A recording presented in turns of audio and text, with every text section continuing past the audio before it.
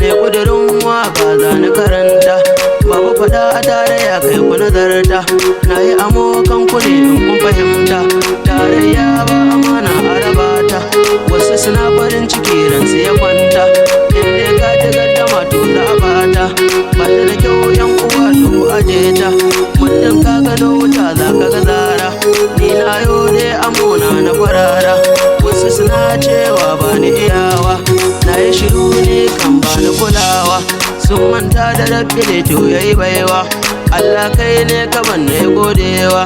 gashi na yin tuni ga masoya ku nazari yan uwa kai ku gidaya shi fa zaman duniya ba mu tsayawa shuka gari a rayuwa garkai barna ne shi fida yan uwa zo fa ku zauna sirri na mu rike da mutuna wasan sa a duniyar ba mu macewa ba laifi ba fada garai gaba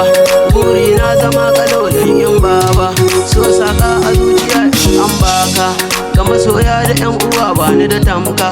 ne wake na kiɗa zo fa ku taka ka riƙe gaskiya a rigar ka yi sanka na dunkule kaf amana na damka ga masoya yan uwa ba ni da tamka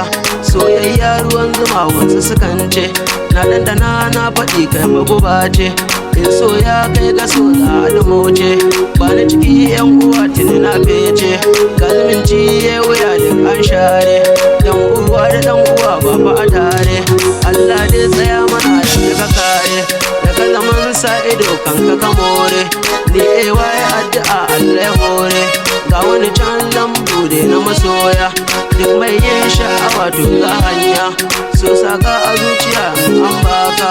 so samu ga uwa da da'a na roƙa yan uwa fatan sa'a da masoyin ka rike gargaye a'a zo amshi dan uwa zo fa mu zauna na lura ta kuce na da barna bana yin sha'awa da yin barna an kulan al'umma daga su barna kun lura sada ba ta dare ba tarayya ne da kutun na karba yan tafiyar suna tafe zane na duba aboki na bashir na yi maraba mai lambu na faɗi kai fa na duba ne wake na kiɗa to kuyi karba mu rike juna na ce garbe gaba yau muna farin ciki ba da mutunta kun ga tsaya rigimar fa a sasanta